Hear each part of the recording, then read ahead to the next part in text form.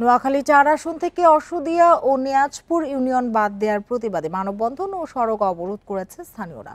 সকালে সদর উপজেলা সোনাপুর কবিরহাট সড়ক অবরোধ করে এ কর্মসূচি পালন করেন তারা।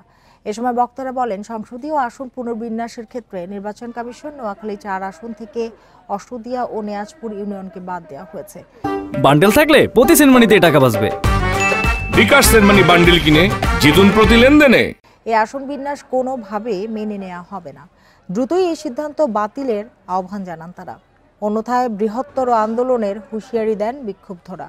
পরে প্রশাসনের আশ্বাসে 2 ঘন্টা পর সড়ক অবরোধ তুলে নেন বিক্ষুব্ধরা।